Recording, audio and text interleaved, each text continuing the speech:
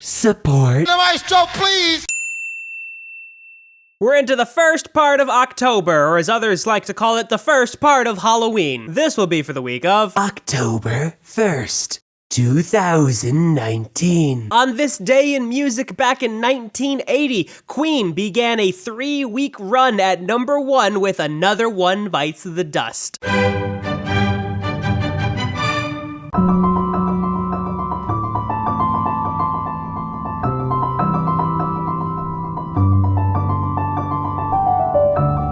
Well, here it is, the last of the 7 days. And unlike the other 6, this one is Ludovico Einaudi by himself on piano, as opposed to being accompanied by Federico Micozzi or Eddie Hassa.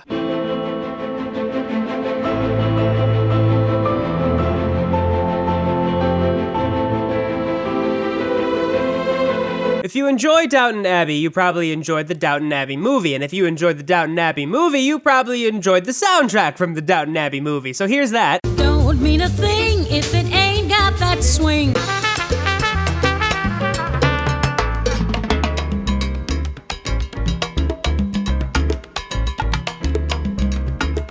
Not often do we get a jazz album by a percussionist, let alone a conga player. So if you very much like Latin jazz, you're gonna very much like this album. When we're out together, dancing cheek to cheek.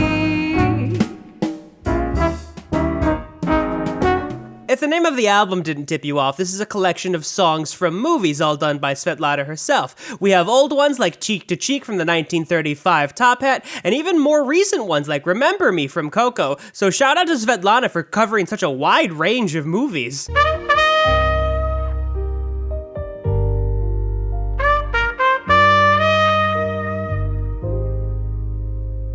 The legendary Herb Alpert himself. Why is he legendary? Well, if you've ever heard of A&M Records, that's what the A stands for. Alpert. Also a very talented jazz musician regardless. Singing. I love rock and roll!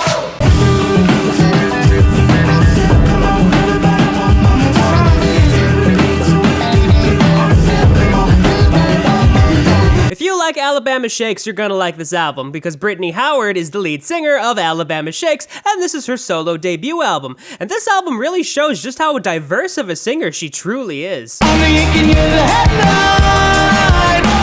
Burn on my youth. Burn on my youth. You can never block my... I think the thing I enjoy most about this Blink-182 album is that they've modernized their sound without losing their sonic identity. So they've updated what they're doing for a modern audience, but they're not abandoning where they came from and why everyone fell in love with them back in the early 90s. It's bigger than hip hop. Because nobody can compete with Post Malone, apparently. Is anybody surprised? Because I'm not anymore. And now I need some help from the maestro, please! I'm at that London with some big thighs. No fries, cheese steaks with the fish sides. Then your mama tell you when something on fire, stop driving road. Yeah. The thing that strikes me odd about this is there's a track on here called Lil Baby, and it actually is not the one that features Lil Baby. That one is Bad Bad Bad. You need to calm down. You're being too loud. Yeah, I guess this was only gonna spend 1 week at #1, despite its platinum certification. Only you can hear the headline. Burn on my youth. Burn on my youth. You can never block my... Fun fact, this is actually their 8th studio album, but they're counting the demo album Buddha they did back in 1994, so that's why it's called 9. Keep on losing with the path you're choosing, and it's time to let go of someone that I used to know.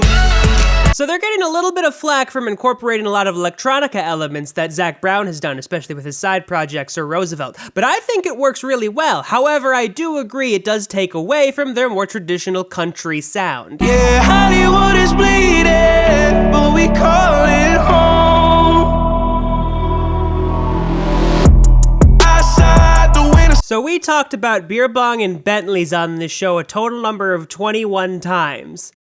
Well, this one only has 18 more to go. So this week we had some classical, had some jazz, had some rock, no R&B or hip hop, no EDM, and some not country, according to the country critics anyway. And now I need some help on the maestro, please. Maestro.